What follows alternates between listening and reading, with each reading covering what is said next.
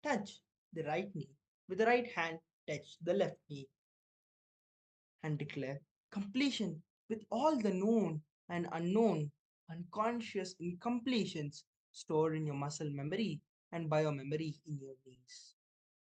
Again, touch with the Atmalinga or with the Dhruva grass, or visualize the energy touching your knees, and then complete with all the known and unknown muscle memories and bio memories in your knees completely.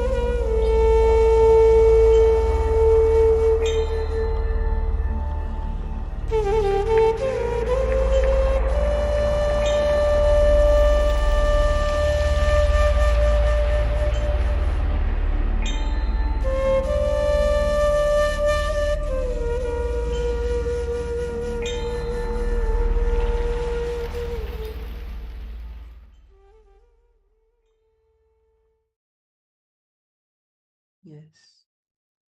Now, now put the Dhruva grass on your feet and declare completion with all the known and unknown incompletions in your muscle memory and biomemory of your whole body. Do not use Atmalinga for this part. You can visualize Swamiji's energies entering into your feet, how the energy is gushing into your feet. But please avoid keeping your Atmalinga on your feet.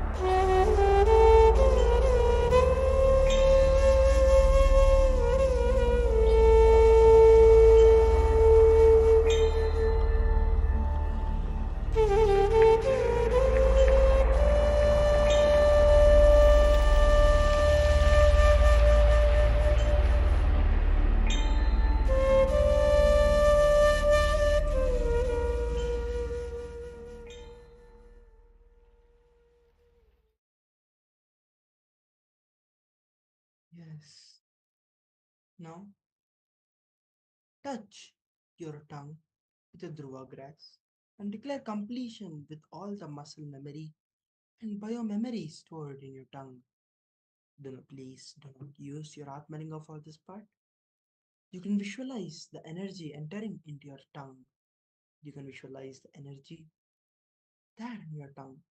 Please avoid using your Atmalinga. Intensely complete with all the bio memory, muscle memory which is stored in your tongue. Complete with it completely.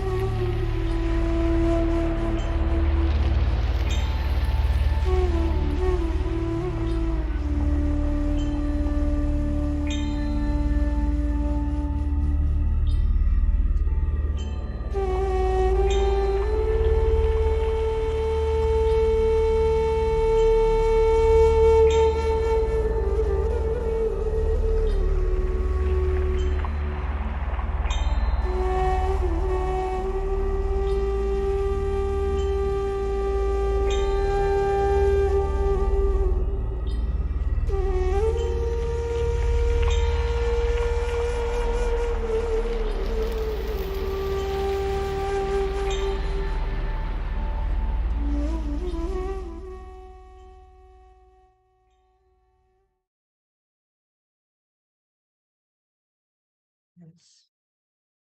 Now touch the top of your head, crown center, and put both your hands on top and declare completion with your whole body, mind, and declare completion with all related to your mind, body, consciousness, unconsciousness with everything related to your muscle memory, bio memory, and bioenergy.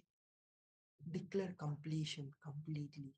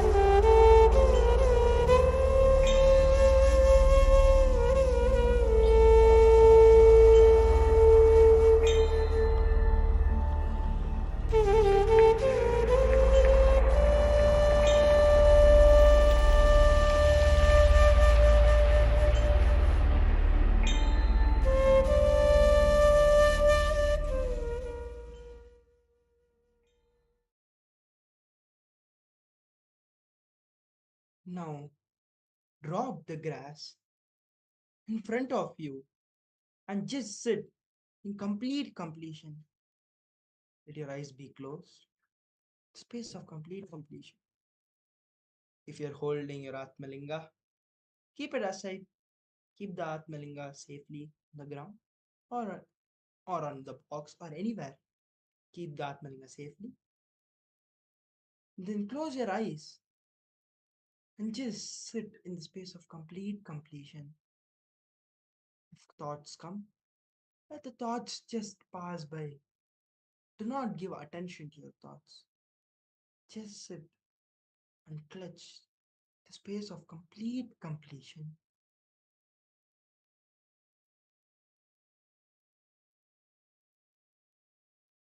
Sit, pure completion.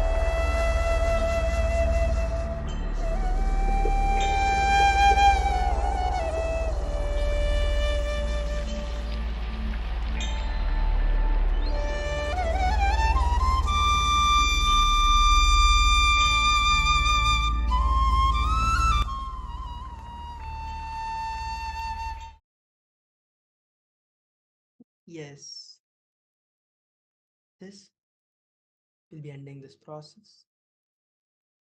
Completion. This completion that is going to create the base where the SPH can cause miracles in your life.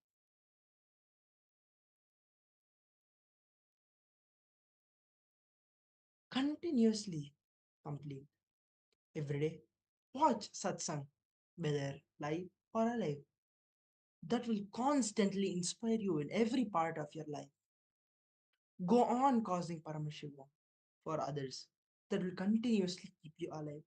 Go on causing others reality through Paramashivoham. In the same space of completion, let us now enter into the power manifestation. So now we'll be doing the power to heal objects.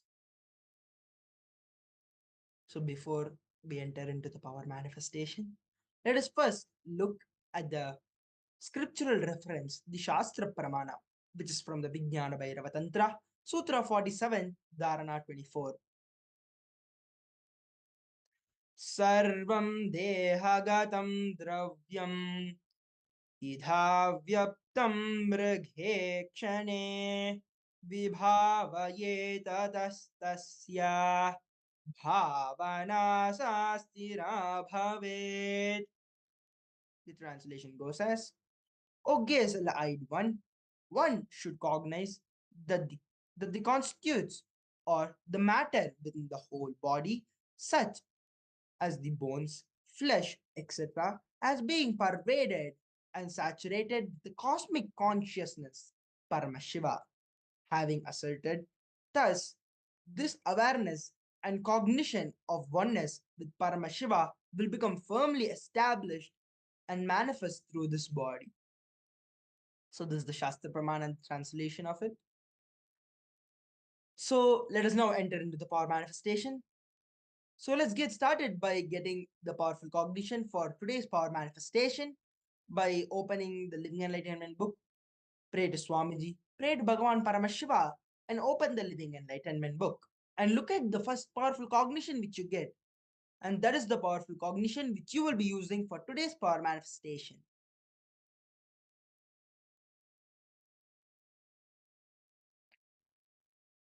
So please take some time.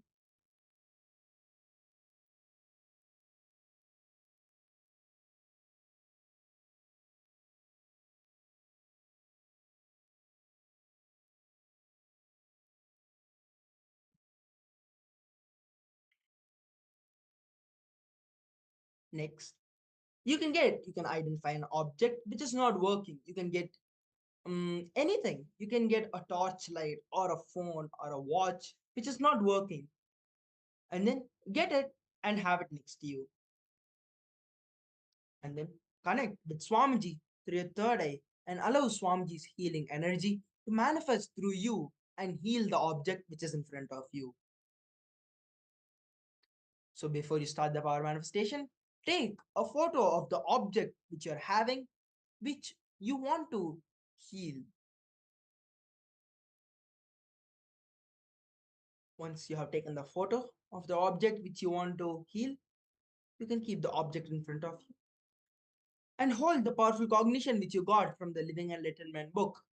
Deeply hold it inside you. And with that powerful cognition in you, start the power manifestation.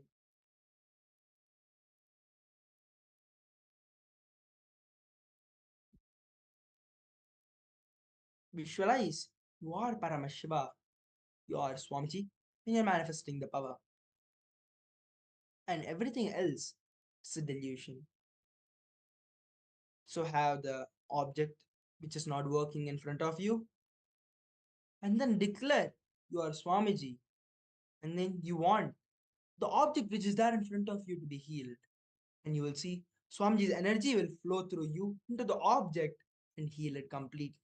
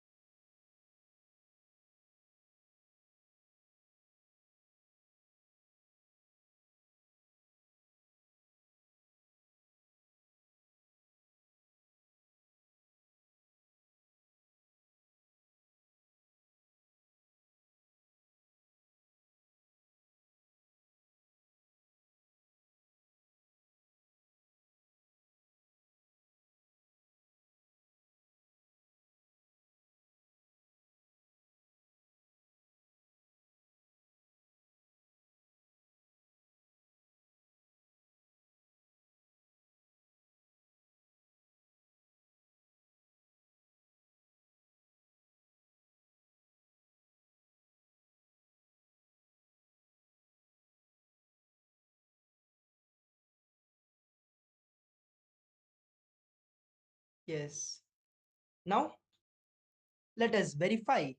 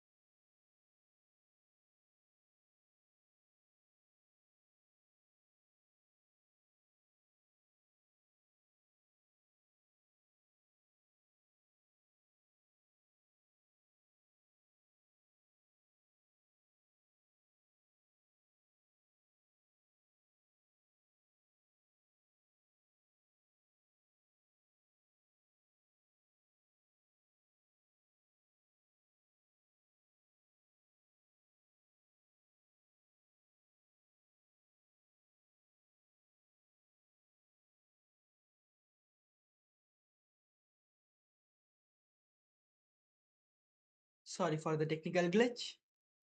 So now, please take some time and verify with the object which is there in front of you how much it has got healed from the time you started manifesting the power. Look at the object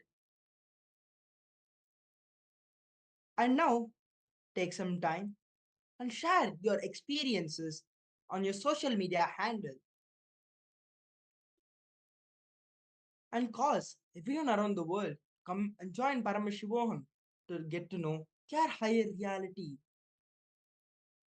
and to enjoy what all of you are enjoying. So with this, we'll be concluding with this session.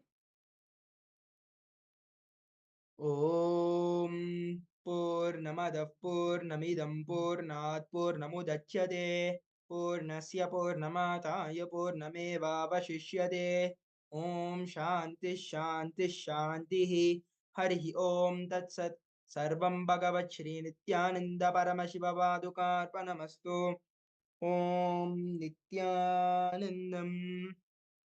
Thank you all. The next Acharya will be coming soon. Please stay tuned.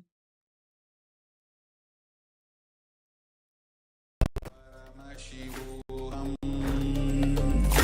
Om Nithyananda Paramashivoham Om Nithyananda Paramashivoham Om Nithyananda Paramashivoham Om Nithyananda Paramashivoham Om Nithyananda Paramashivoham Om Nithyananda Paramashivoham Om Nithyananda Paramashivoham Om Nithyananda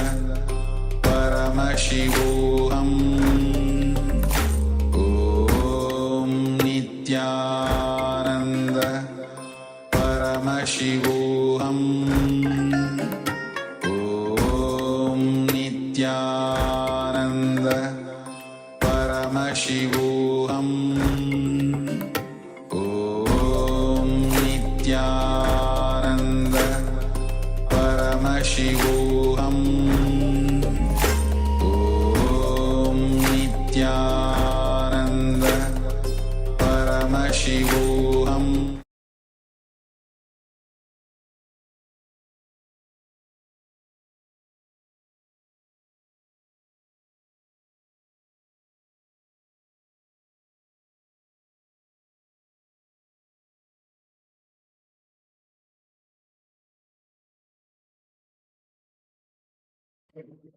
Yes. Then let us get ready now for the next session. Yes. Nithyananda, can you all hear me?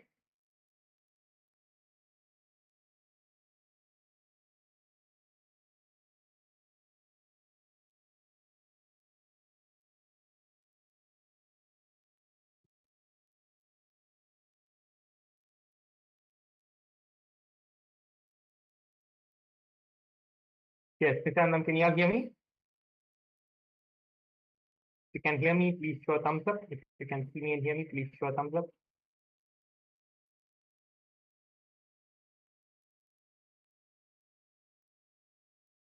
Yes. Okay. Yes, I think yes, yes. Okay. Yes. Let's continue the session now. Yes. Thank you so much. Yes.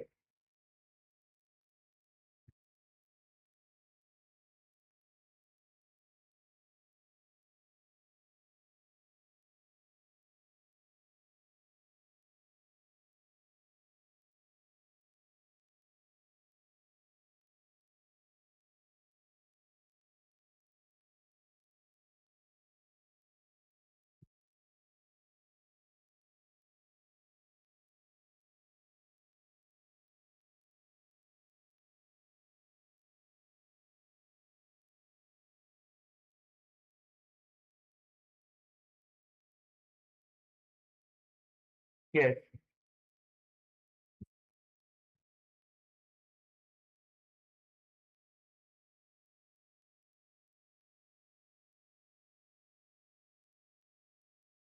The next session, which we are going to be starting now, is we are entering into the dhyana, in the dharana and the samadhi.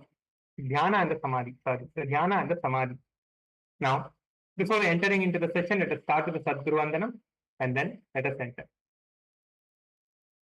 Nithyanandam Paramasukhadam Kevalam Jnanamurtim Dvandvatītam Gagana Sadrusham Tattvamasyadhilaksham Ekam Nityam Vimalamathalam Sarvadhi Sakshibhutam Bhavatītam Trigunarahitam Sadgurum Tam Namami.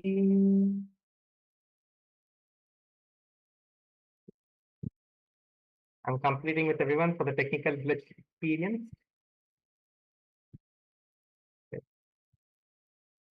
This session, we are going to be learning about the dhyana and the samadhi, the great revelations about the dhyana and the samadhi.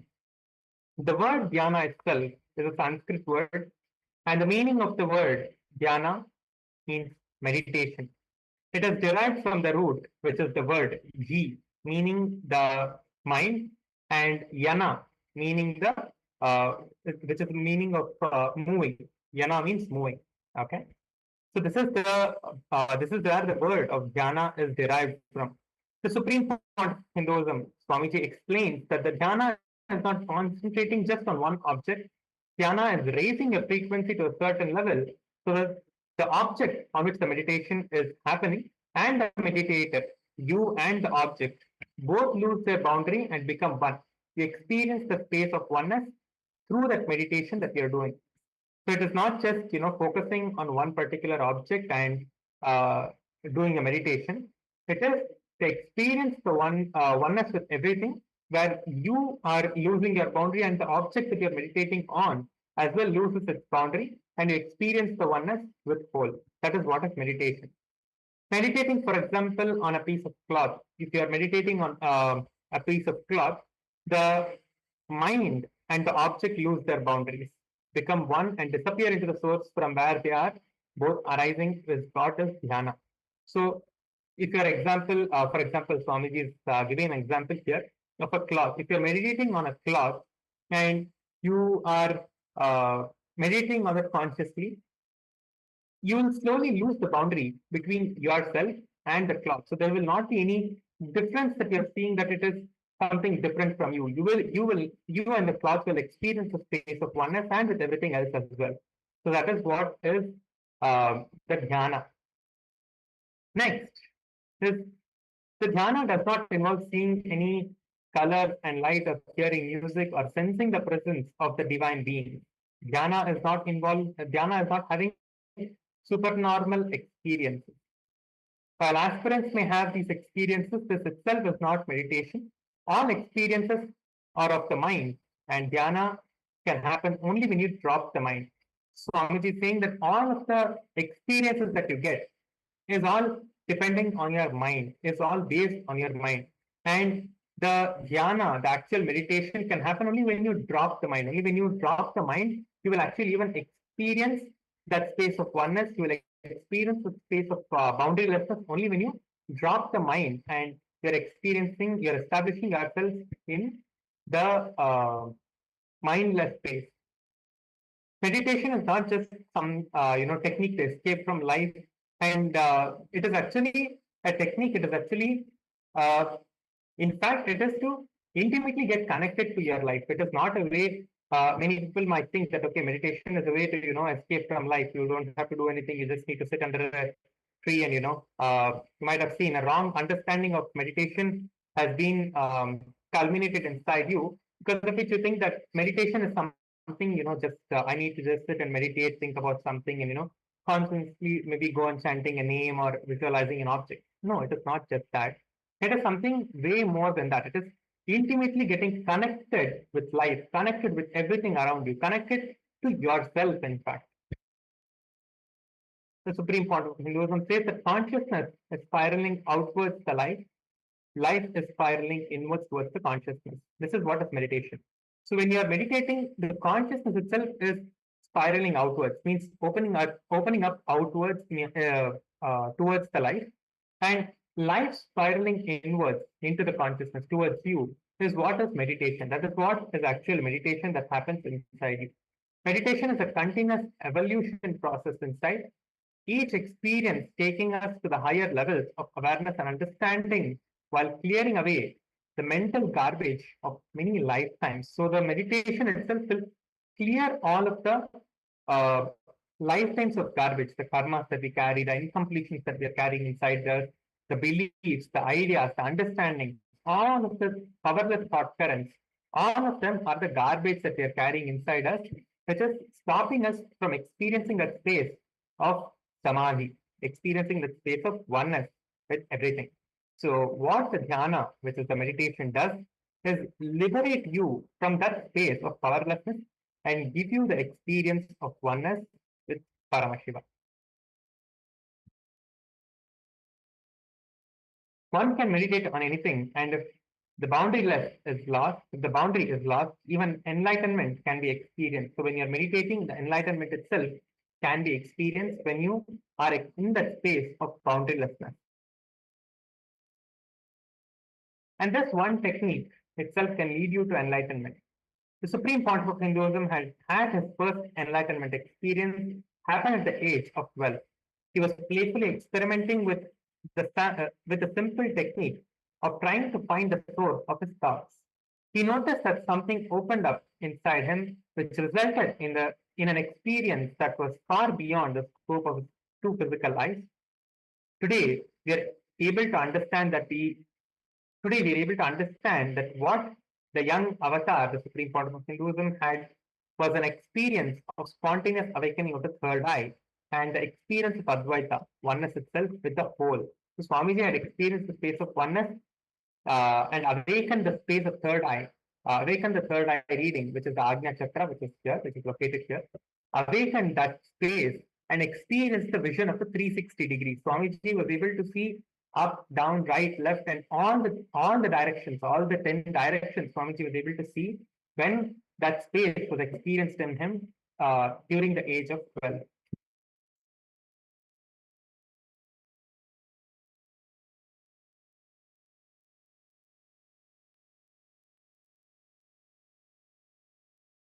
As the Supreme Pontiff of Hinduism explained, during the dhyana, not only the mind, but also the object on which it has been meditating loses its boundary and becomes one with the source, from which both have arisen, resulting in the intense joy, peace, and bliss. During this experience of oneness, the qualities of the object of meditation manifest in the one meditating. That is why it is so important on what you meditate, what is the source of the higher energy. So that is why it is important to meditate on a source that is higher energy, like a deity or the Guru himself. So it is always very important what you have as the visualization or the object which you are meditating on. When you are having a visualization of a deity inside you, or Paramashiva, or most of us, we have the darshan of Swamiji every day, and visualizing Swamiji is the best meditation that we can do. So that's why it is always, it matters on what you visualize matters, because only when you visualize the higher self, higher consciousness, whether it is some deity or Swamiji, the Supreme Pontiff of Hinduism, who is the Guru, and the physical representation, who is the physical incarnation of Paramashiva himself, we start manifesting those qualities. We start mirroring those qualities, those experiences inside us. That is why it is very important to, see what it is that you are meditating on. And if the participants were connected on the Zoom, the Paramashivoham Level 2 participants, if you have any questions, you can go ahead and put it in the Zoom chat. I'll be taking your questions and answering throughout the session. So if you do have any questions, please go ahead and put it in the Zoom chat.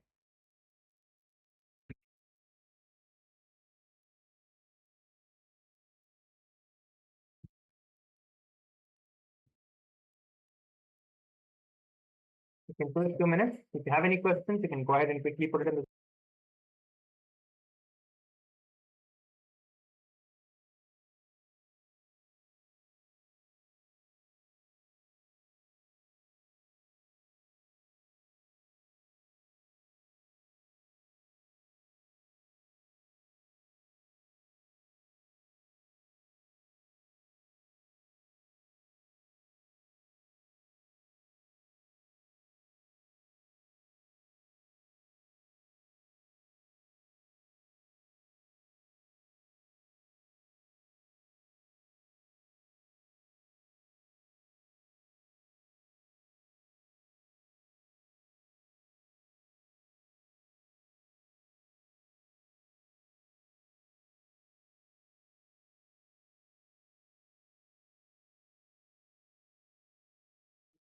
Yes, let us continue with the session. Attainment of the supreme state and the Shaktis of Paramashiva himself is the fruit of the meditation. Initiated citizens of the United States of KAILASA practice the dhyana by visualizing the laughing face of the Master, the Supreme Pontiff of Hinduism, in a special point between the navel and the solar plexus called the Ananda Gandha. So Ananda Gandha is an energy center in our body. By entering a state of oneness with the Master, we are able to manifest the yogic powers such as body scanning, remote viewing, blindfolded reading, levitation, and materialization, and much, much more. So all the powers that we have been manifesting during these Paramashivoham sessions every day, it is the manifestation from the source, from the space of oneness. So these are not siddhis, these are shaktis. You all should know the difference very clearly. So I think during the first day of the third eye demonstration, we would have learned about shaktis and siddhis, which are completely two different things. But shaktis manifest from the space of oneness, and siddhis manifest on the way towards the space of enlightenment. So there is a very huge difference between both of these. Samadhi. So now we'll be entering into the Samadhi aspect of this session, where we are learning the meaning and the benefits of the space of Samadhi. The Samadhi itself is a Sanskrit word, the word describing a state of meditative consciousness. A yogi can attain this by the practice of jhana. One becomes completely aware of the present moment, the mind becomes still. So, when you are experiencing the space of Samadhi, the mind does not interfere or exist. The mind is completely dropped. That is what happened. The mind doesn't exist when you're experiencing the space of Samadhi. Means the space when you are doing the power manifestation. The space when you are in the oneness with Swamiji, in the oneness with Paramashiva. That space, when you are carrying that oneness space, the entanglement space with Swamiji, the mind itself ceases to exist. The mind becomes still. The mind is no more influencing you or your thoughts or your actions in any way, and then the power manifestation starts happening. Bhava Samadhi is a state of ecstatic consciousness that arises from the space of unconditional devotion to your chosen ideal. Bhava means mental attitude, feeling, and emotion. This state of consciousness sometimes spontaneously happens in us. So the Bhava Samadhi space itself, meaning when you are in the presence, when you are in the presence of the master, the experience that you have of unconditional devotion to Swamiji, that space of the attitude that you carry, the feeling, the emotion that you are radiating that time, that becomes a space of awakening inside you. That is what is the state of consciousness manifesting spontaneously in us.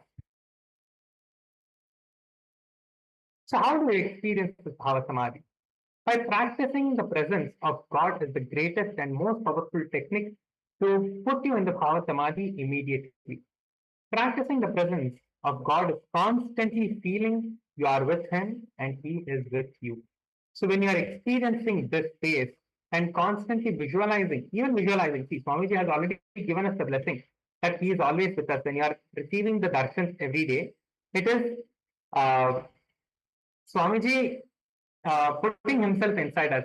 I can say that way. Like the Shakti Pada and the Shakti Pada that happens is when we are connecting with Swamiji.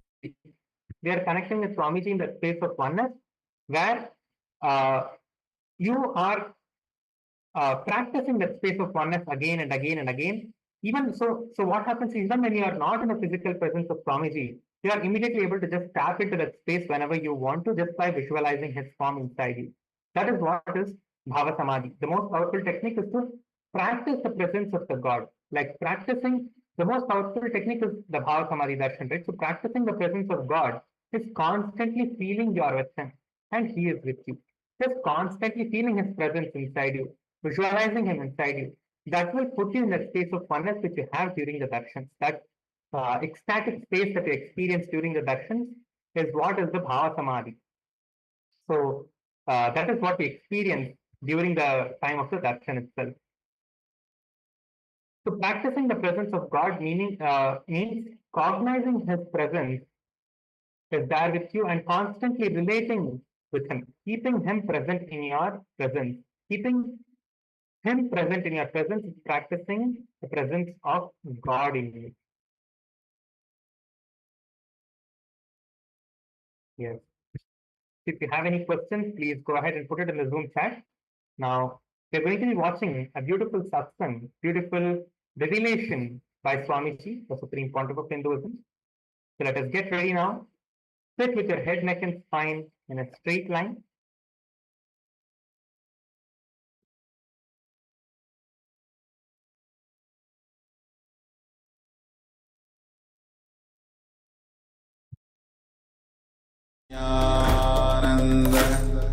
Paramashivoham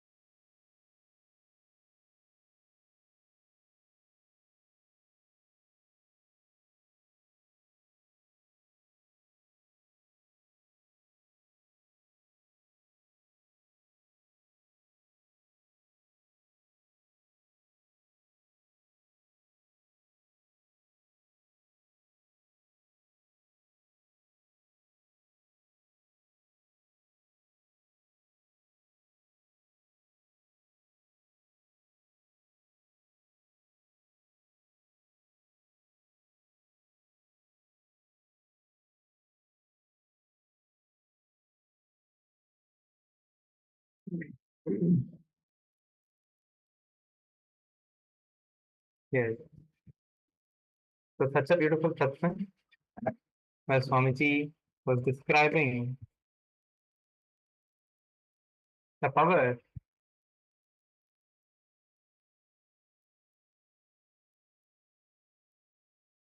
of the dhyana and the samadhi, especially the samadhi. Now, let us enter into a meditation technique where we are going to experience that space of samadhi now.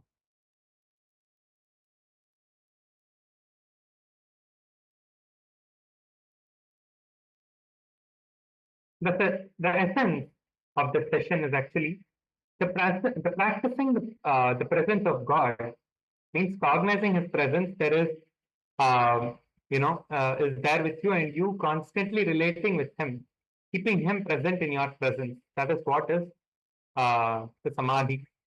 Keeping Him present in your presence is practicing the presence of God. So always keeping Swamiji in your presence, keeping Him in your life. Whatever problem comes, whether you are powerful, powerless, or depressed, whatever happens in your life, just keeping Swamiji's presence alive in you. Just constantly cognizing that Swamiji is there with me. I am there with Swamiji. Let that space of oneness again and again and again and again churn into you, and you will see the Anandaganda energy is beautifully blossoming inside you. So now let us begin that unclutching meditation that Swamiji was just giving us the guidance about. So let us practice the meditation of unclutching now. For the next 21 minutes, let us practice the unclutching meditation. Practicing the presence of Swamiji means cognizing his presence is there with you and constantly relating with him, keeping him present in your presence. That is what is practicing the presence of God. So now let us practice the presence of God for the next 21 minutes. Sit straight with your head, neck, and spine in a straight line.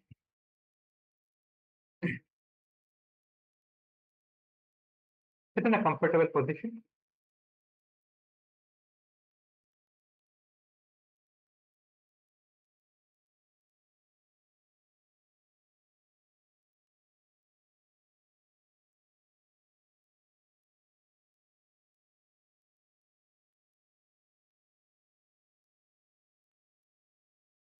Now, visualize the Supreme Pontiff of Hinduism.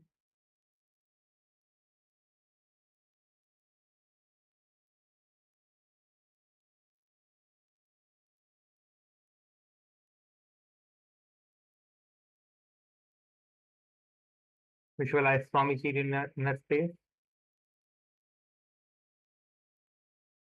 and start chanting the Mahavakya along with this.